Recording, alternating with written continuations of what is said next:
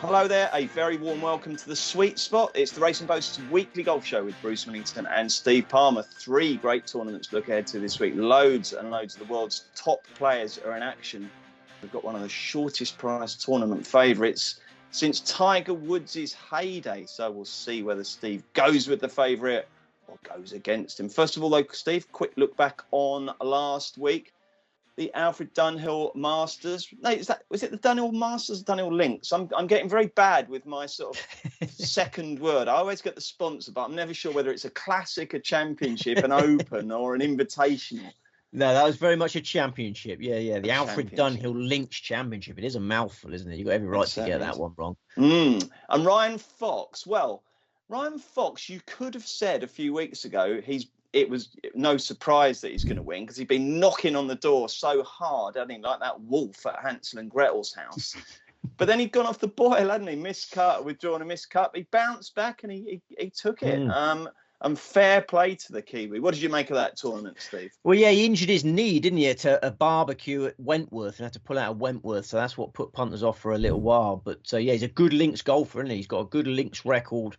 He played nicely on Sunday, second win of the year. And we must point out that he's also finished second 3 times. So with a bit of luck, he could have had a spectacular 5-win season. He's up to world number 25 now. And Trevor Immelman must be feeling a little bit silly now because, leaving him out of the President's Cup team is looking even more of a howler, isn't it? Immelman would probably be lying in a darkened room now with the curtains shut because there's a bit of criticism raining in because Fox got left out, and then even Mackenzie Hughes is another one that perhaps should have been on the radar. He of course won in America. Anything before we get on to Mackenzie Hughes? Anything else to take from the Scottish event? Was there a draw bias in the end? No, all the courses played pretty hard on the Friday, didn't they? I mean, Tyrrell Hatton struggled at Kingsbarns. I mean, I was so pleased he got some place money for us. So I backed him top 8, Tyrrell Hatton, and he tied 7th with a good final round. So, Hatton was in my good books. And that a shotgun start on Friday. A shotgun very start. live, isn't it? We had 54 holes the other day, a shotgun start. Whatever next. Yeah, absolutely. Yeah, it was horrific conditions, wasn't it, on the Friday? And all courses played tough. And Carnoustie is a horrible place. I've got 2 tips for the 2 players in the Spanish Open who got completely destroyed at Carnoustie. We'll talk about them later. But yeah, Hatton's in the good books. Scott Stallings is very much in the bad books. Scott Stallings, one of your leading fancies over in America for the Sanderson Farms. And he looked like he had a fantastic chance, but Stallings was stalling very early on Sunday, and that was it, wasn't it? Very much so, John. I mean, he took the lead on Saturday night. I was full of beans on Saturday night when he hit the top of the leaderboard, but from there, he just didn't like that place, did he? He had an aversion to the top of the leaderboard because he was 3 over par for his final 21 holes of the tournament. He was 3rd place going into Sunday. Again, I've had a top 8 bet there. And he finishes 13th after a miserable final round. So, Scott Stallings in the bad books. Mackenzie Hughes backers, cock-a-hoop. Yeah, absolutely. It was another SS, Sepp Straka, who gave Mackenzie Hughes most to do. There was a little playoff there. Hughes won at the second playoff. I think Hughes was about 100 to 1, and I think Fox was 70 to 1. So they weren't particularly easy to find last week's winners, were they? Mind you, they never are they?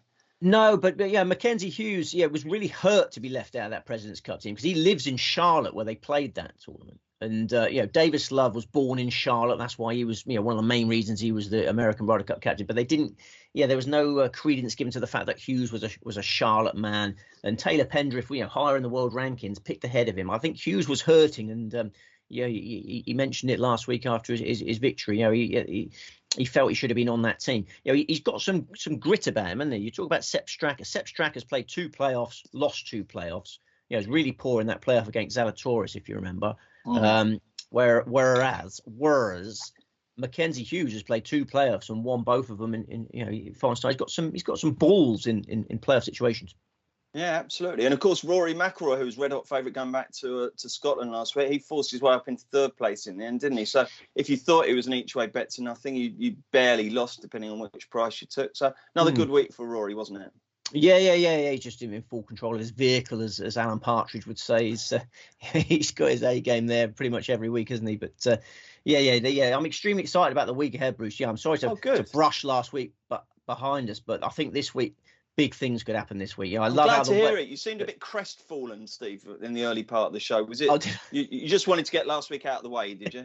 Well, this is the earliest start we've ever had. We're 9 a.m. We're recording at 9 a.m. here, guys. Normally 10 a.m. So maybe just a bit of morning fog in the system. But don't worry, I will get going. And talking about fog, there's no fog coming this week. The weather forecast in all three tournaments we're about to preview is fantastic. There's no draw bias to worry about. Set fair in Las Vegas, set fair in Madrid, and shotgun start, of course, in LIV Golf Bangkok. Okay, well, as you say, Steve, we've got the LIV event, we've got the Spanish Open. We'll start with the US Tour event now. It's the Shriners, whatever it got. So again, I've done it again. I've written down Shriners, but I don't know the auxiliary words. What else have we got? Give it its full title. It has had some changes through the years, to be fair to you. Shriners Children's Open, they've shortened it to now. Yeah, 3 words. Didn't this start off as a kind of little 12-man affair that Tiger put together with Justin Timberlake used to be involved? It was a little charity escapade, wasn't it? Timberlake was tournament host for a long while. Yeah, I mean, he's had loads of name changes. Was a 5-rounder in the dark old days. But since 2008 onwards, we've had 72 holes just at this track. You know, they used to dart around here, there, and everywhere. But yeah, Timberlake doesn't really 5-rounder, brilliant anymore. But they do a lot of great work for charity. I'm sure they do. Yeah, the Shriners Children Open. Okay, here's the betting. Good field this week. 7-1 Patrick Cantley, 11-1 Sun Jae-im, 16 Max Homer, 22 Aaron Wise and Tom Kim, 28 Taylor Montgomery, and 35 Barr. I think there's 8 members of the losing rest of the world's President's Cup team in this. Fancy that, eh, Steve? Even got the name of them wrong as well. The internationals, yeah. What did I call them? The rest of the worlders. That's right, you know what I mean. Right. No, we all know what you meant. Sorry, I'm kind of blimey, okay. Yeah, we've got a 4-3-3 formation. I've got a 4-3-3, a genuine football formation this week for the 3 tournaments. 4-3-3. We've got 4 in the Shriners and 3 in the other 2. Okay, right then. Tell us all about the course first, and then give us your selections here. It's TPC Summerlin, Las Vegas, Nevada. 7,255 yards, par 71, 3 par 5s. As I say, it's played a part in this event since 1992. Lots of other courses involved, but since 2008, exclusively at Summerlin. Easy course, straightforward par 5s, a drivable par 4. Great weather expected all 4 days, birdie fest. Is it a resort course? Yeah. I mean, Las Vegas. I mean, I've never been to Las Vegas. Everyone always asks me that. And I always say I haven't been there, and I wonder what would happen if I did go there. Have you been there? I have. I've been twice. I never played golf. I thought it was overrated because, I mean, the thing is, like, you and I spend most of our lives betting, don't we? So going to Vegas and, like, it's a busman's holiday, is it? Well, I just still find the whole thing about, like, playing card games or fruit machines. It's all sort of a bit old, isn't it? There should be more exciting ways of betting now on those kind of things, you know, like, I don't know, sort of interactive maze or, I don't know, something just a little bit more interesting, you know, sitting and waiting to see whether someone turns up a 7 or a 9 or an 8. Oh, God, this is so boring. Not for me. I don't find it very exciting. No. I mean, it is spectacular. It's worth going to for the sheer sort of excessiveness of it. But I think, honestly, Steve, if you leave this earth without having gone to Vegas, I don't think you miss it too much, mate. Okay, definitely. Pleased to hear it. Okay, folks. Right then. So we know we've got 4 selections, so we're going to miss out on the big shout of a 4. Can we have a 4 anyway? Okay, we'll have a 4 anyway. Okay. Main selection. Badly timed. Main selection. Patrick Cantlay, 15-2. TPC Summerlin, one of Cantley's favourite golf courses. He's teed up in this event 4 times. He was victorious on his debut in 2017. Maiden PGA Tour victory, world number 67 at the time. Very nearly defended that title in 2018. Bryson DeChambeau beat him by a shot. Then Cantlay was runner-up again in 2019, lost a playoff to Kevin Na. So Patrick Cantlay almost won his first 3 Shriners. And then his 4th Shriners, he finished 8th, having been co-leader after 54 holes. Didn't play there last year. Cantlay's scoring average is 66.6 at TPC Summerlin, 70 under par. God. He's never teed up there with a world ranking as high as he's got now. He's world number 4. He's never teed up there without DeChambeau lining up against him. Cantlay and DeChambeau have dominated this event in recent years. Only one of them can dominate this year. Cantlay is Mr. Consistent now. He won the Zurich Classic with Xander Schauffele in April. He won the BMW Championship on his own in August. He's finished second 3 times this year. He's lost 2 playoffs. There's no negatives you can put against the name of Cantlay this week. He won 3 points from 4 matches in the President's Cup last time out. Yeah, I think those punters in Vegas have got themselves a favourite to trust here. Okay. I was going to say, you could say that Patrick Cantlay's middle name is Consistency, couldn't you? It's so consistent. But yeah, you could. I don't suppose it is Consistency, is it? Let's see what his real middle name is. He's got a ridiculous nickname, hasn't he? I really hate that nickname. Patty Ice. Oh, Patty Ice. Yeah. No, he loves that, doesn't he? Yeah. He doesn't seem to have a middle name anyway, so we'll give him one. Consistency. Might be a different one next week if he messes it up. Anyway, so we're kicking off with a favourite in Patrick Cantlay, but Steve thinks it's a favourite that you should be on the side of. Next selection, Steve. Aaron Wise, 28-1, the big danger, the potential party pooper.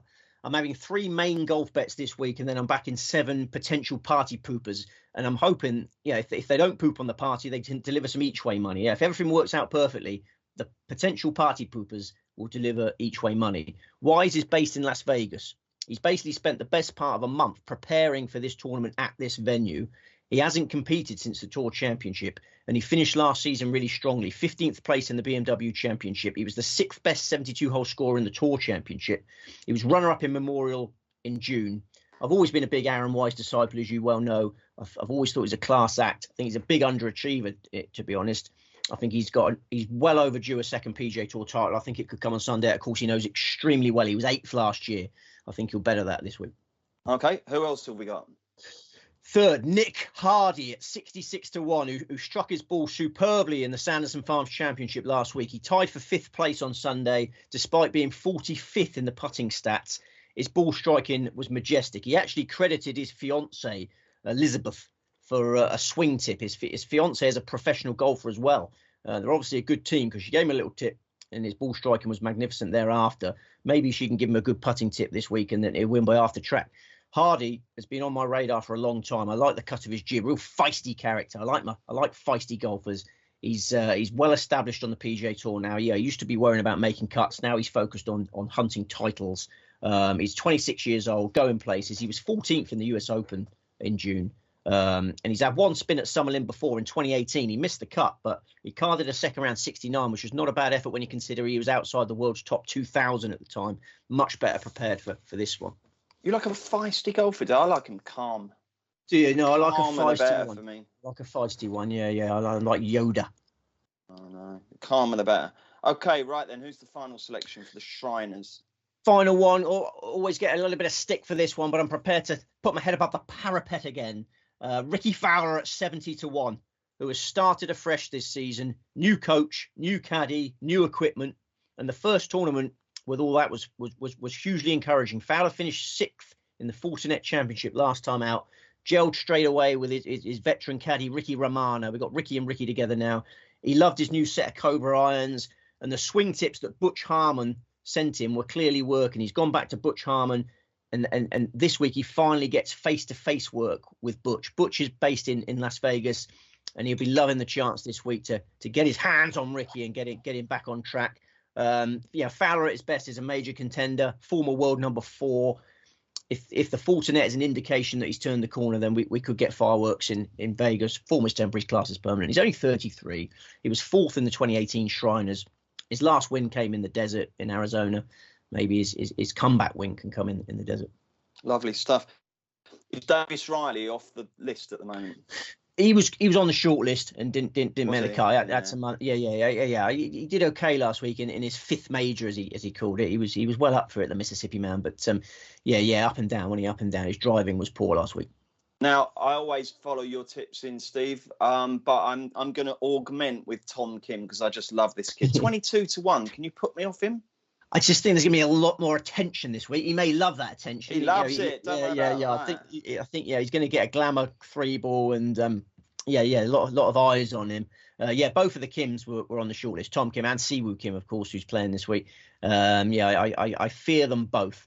Wonder whether Siwoo might get some jibes from the gallery after his hushy to the Americans. So yeah, we shall see.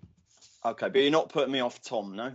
No, I can't put you off Tom in anything. But yeah, because he's been making course debuts all over the place, and it's not mattered. But you know, here comes another one.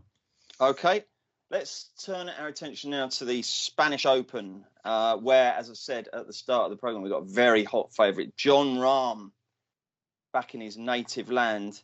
And he's 9-4 favourite, 9-4. That the odds there imply that if they play this tournament 13 times, he would win 4 of them. Blimey O'Reilly. Tommy Fleetwood, he's short as well. He's 8-1, and then there's a big gap to Adrian House at 18s. God, I've still got memories of that stinging defeat last year in this, haven't you, Steve? Anyway, we must look forward rather than back. Eddie Pepperell, 28s. Minwoo Lee, 30. Grant Forrest, 30. Rafa Cabrera Bello, 30. And it's 33 bar. Where are we, Steve? Club de Campo Villa de Madrid, 7,112 yards, par 71, 3 par 5s. It's hosted 13 DP World Tour events in the modern era. The form for punters from this millennium comes from the 2001 to 2005 Madrid Open, the 2008 Madrid Masters, and the Spanish Opens of 2019 and 2021. Tree-lined course, small greens, but very straightforward for the professionals. Great weather expected. I think something like 20 under par will be winning.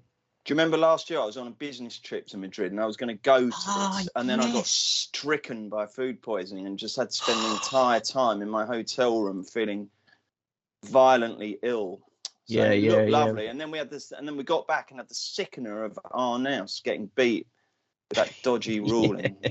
Anyway, as I say, let's move forward. The big question is, Jon Rahm, are you with him or against him? I am with him. Easy to back at 9-4, 12-5 available on enhanced win only markets. Sniff around the enhanced win only markets to get a little bit more juice there. What sort of price could we expect for this? I can see you're disappointed with it, but what we expecting? I mean, look at the quality of opposition he'll be facing. When I saw the quality of the opposition, and then I saw this total lack of draw bias, I was ready to pull the trigger at 2-1 or bigger, and I am going to pull the trigger. And you can now get a feel for why I'm so excited about this week. The favourites look golden. It's multiples mayhem. I can see your face is not as excited as mine, but I'm ready for. I am ready for. Let us down week after week after week this year.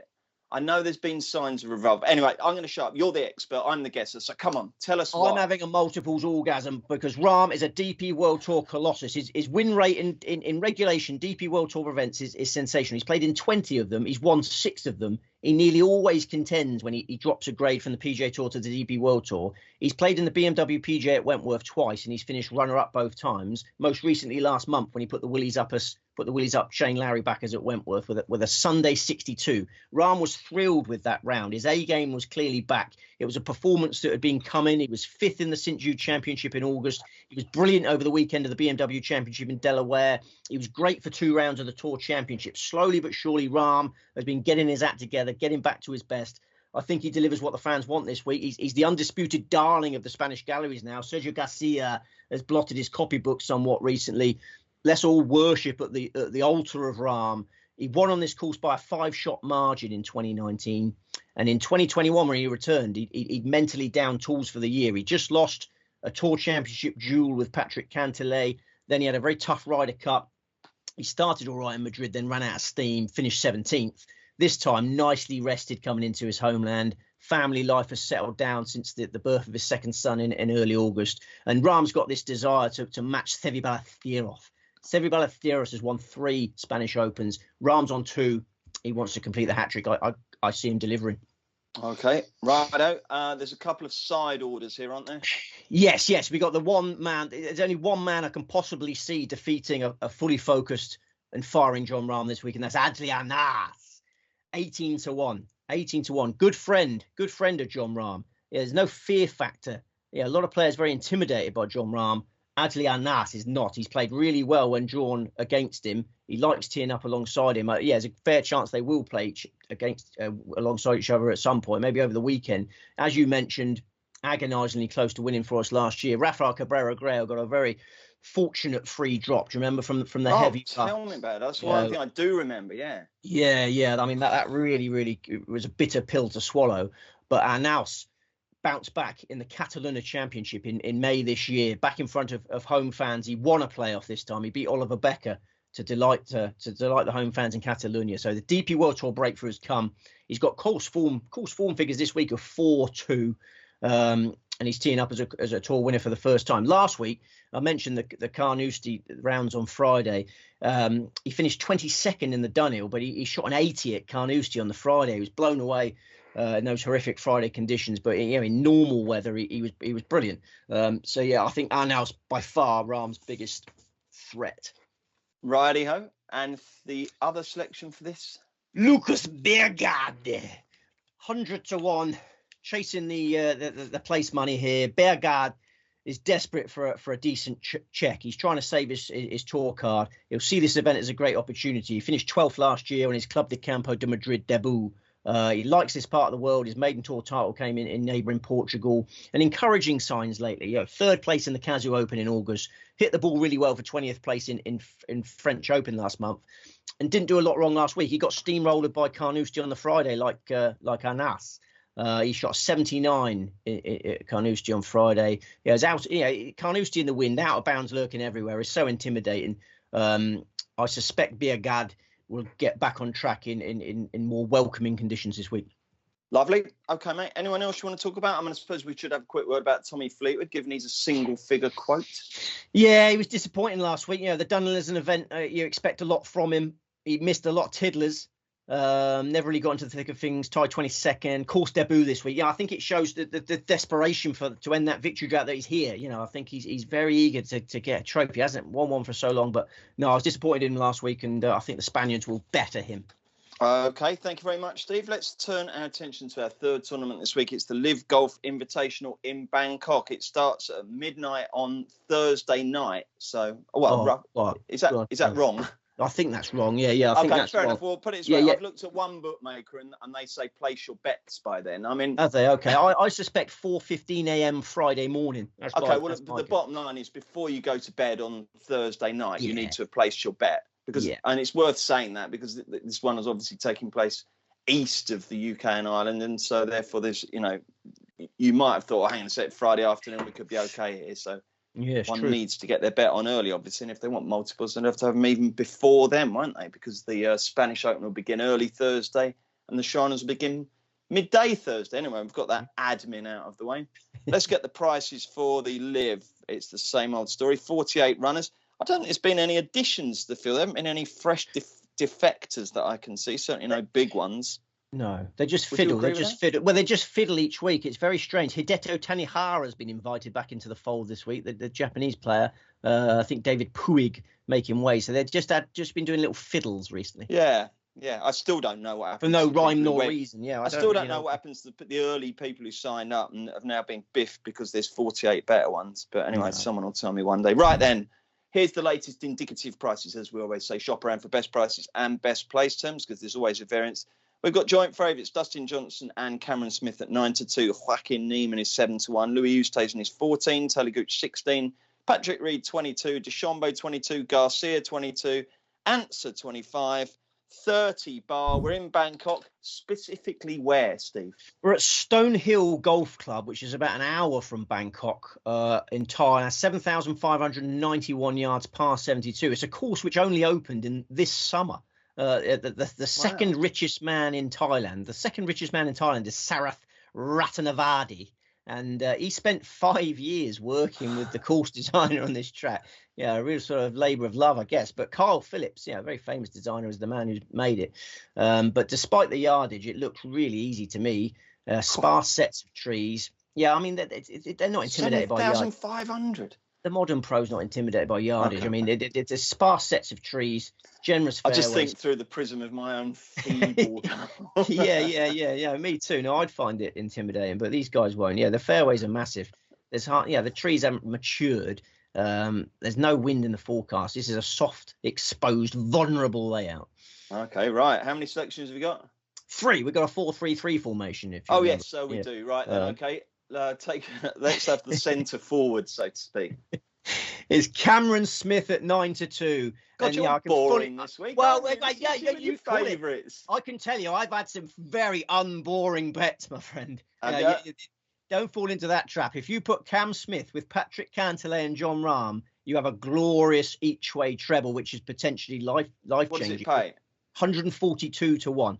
There's nout boring about that. The Smith, Ram, and Cantlay treble 142 to 1. 142 to 1, 7 to 1 Cantlay, 9 to 4 Rahm, 9 to 2 Smith. 142 to 1. The each way return obviously healthy as well. So I don't think that's boring. I'll shut up. I'm really, really excited about it. After that last live event, I think I was talking to Jack Reeve about this. We were discussing how appealing the live golf market leaders are becoming, because you got that shotgun start. So you eliminate draw bias. The favourites are on the leaderboard seemingly every week, every time they play. Dustin Johnson and Cameron Smith have won the last 2 live events. I normally side with DJ, the original live golf king. DJ must be starting to really fret now about Cam Smith taking over as the king, and I don't reckon he frets about anything. He's one of those people I'm so jealous of. He just breezes through life, mate. Don't worry about that. It's true. No, we're always very jealous of Dustin, aren't we? But I think Dustin might have the edge next week. He's got a great course record they're going to Jeddah next week. Live Golf. Another one next week. Yeah, Live Golf Jeddah next week. Another triple header next week.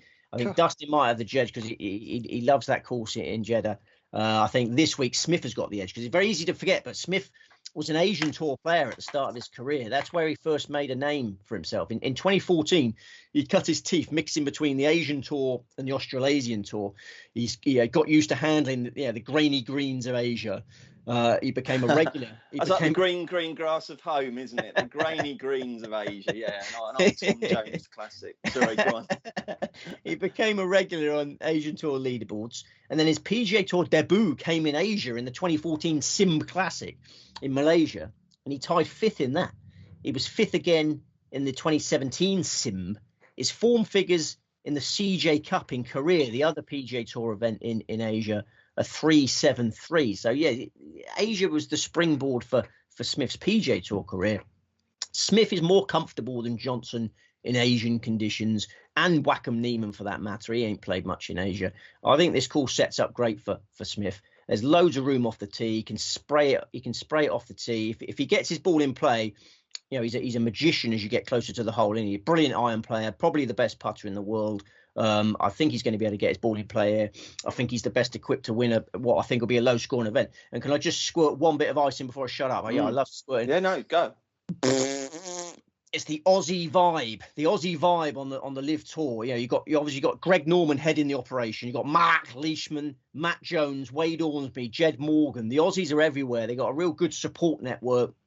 There might be some thunder delays this week. If there is. I thought you said the weather was set. No. The weather is not a factor, because obviously shotgun start. No, not one side of any draw. I just think these Aussies won't care about that. They are whiling away the time together. There's a real great Aussie vibe on the Live Golf Tour. And Adam Scott issued a come and get me plea last week, didn't he? Did you see that? Yeah. He's sort of saying make me an offer I can't refuse, sort of thing, jokingly, but laced with a little bit of humour, laced with a little bit of a fact. He wants to join. He might as well join. He's not going to win it. Yeah, he's the sort of player who He fits firmly into the profile of a live player, doesn't he? He does. So I think Adam Scott's come to join that party. The Aussies are very happy. Okie dokie. Thank you very much, Steve. So we've got Cameron Smith as our headliner, and we've got 2 others, haven't we? Who are they? 2 big price, chasing the place money. Pachara Kongwat Mai, 200 to 1. Pachara Kongwat Mai. I've talked about how comfortable Smith will probably be in the conditions. The same obviously goes for the 2 Thai players in the field. Kongwat Myers admitted he's been pinching himself this week. The chance to play for a $4 million check in his homeland. He's grown up as a kid. He did probably think that was ever going to be possible. He's so excited about this opportunity. I think both the Thai players will play well. They've got a significant advantage over many in this field. They're used to this hot, humid weather. Who's the other one? The barn rat? Well, no, it's not the barn rat. We'll come on to him because we're also. I'm jumping the gun. He's the other one. But I think there's an edge for the Thais at this venue. I don't see him getting overawed. I see him getting inspired, and they're massive prices in a field of just 48 runners. I mean, you can get 8 each way places. You've got to be clever these days. Each way extra. If you go hunting around, there's enhanced each way additional each way terms. You can get a 58. You can get a 58 and a fancy price about these ties. I think there's every chance you get a return. Okay. Right. And finally, The other one is Sadam Korkanjana, 125 to 1, who you might remember finished 11th in our Open Championship. Do you remember when you were going for the leaderboard on Sweet Spot Live? Korkanjana, amazing Open debut, rocked up at St Andrews and finished 11th. Yeah, that shows the measure of the man. Both Kongwat Mai and Korkanjana were prodigies. Kongwat Mai's been around since the old king died, but he's only 23. We've been talking about him for a decade. He won an event on the Thailand Tour at the age of 14. He won on the Asian Development Tour at the age of 15. Korkanjana won on the Thailand Tour at the age of 19 when he was still an amateur. He's won twice on the Asian Tour. He's still only 24. So these two are full of potential. I think they're well capable of placing. Goodness me. Okay, mate. Right. Shall we reiterate? We should, yeah. Okay, right then. Loads going on this week. We'll start with Steve's 4 tips for the Shriners Children's Open. Patrick Cantlay, Aaron Wise, Nick Hardy and Ricky Fowler. The Open de España. John Rahm, Adri Anas, Lucas Biegade. And the LIV Golf Invitational Bangkok. Cameron Smith, Pachara Kongwat Mai, Sadam Korkanjana. Okay, and we better reiterate your favoured multiple. If you only have one bet this week, go on. It's one of the most exciting bets I've had in a long while. It's Patrick Cantlay, John Rahm, Cameron Smith, each way treble. And you can get 142 to 1 on that treble. I think this is a week where we could, if there was a dodgy weather forecast and draw biases everywhere, I wouldn't be recommending it so strongly. But I think the fact that we've got zero impact from the weather on this bet, it makes it really, really exciting. Have you worked out what the place treble is there? I've worked out how much I'll win off it. Yeah. So what's the odds? We don't talk about it. Yeah. I think 6 to 1, maybe. 6 to, is it? Yes. Okay. Yeah, 6 or 7 to 1. All right then. Brilliant. Yeah. All right then, Steve. Well played. What's exciting happening between? Are you back next week? I am. So I'm still thinking about that. Yeah, no, I'm not. No, I'm absolutely gutted because you got a good chance next week. You got Zozo Championship. You got Andalusia Masters at Valderrama. Always a great betting heat, that. And you've got LIV Golf Jeddah with. Where are you? I've got to go to a wedding in Ibiza. Oh, lovely. Yeah. My wife's friend is getting married in Ibiza, so I've got to go there next week. You say you got to. I mean, that's a pleasure rather than a chore, isn't it? That's another place I've never been to before. I know a lot of geezers like going to Ibiza, don't I? I'm off to Ibiza. I've never done that. I've never been one of the beefers. I think you'll have a great time out there, mate. Yeah, no, that. Well, it'll be a very civilised wedding, I'm sure. But I just gutted that I'm missing out on all that course form. You got a good chance. Valderrama, Zozo, and LIV Golf Jeddah. I think, good luck to you. Okay. Well, are you still playing next Monday, or are you going to blow us out? Oh no, I'm not going to Ibiza until later in the week. Yeah. Okay. We've got our venue. We asked for golf venues last week. We got loads of good suggestions. Thank you very much. And we even got an invitation to Royal Door Knock from a smashing fella called Ian McCauley. So thank you very much indeed for that, Ian. I think our schedules may prevent that this year. In actual fact, your reclusiveness may prevent it ever happening, mightn't it? You're just Royal Door Knock. Very famous course, that. I think that's a very, very well-respected course. Well, if we've been invited, I think it'd be rude not to, wouldn't it? It would. It genuinely would. Like, when people sort of say rude not to, it's normally about sort of having another alcoholic drink, isn't it? But I think if we've been invited to Royal Dawn, it genuinely would be rude not to go.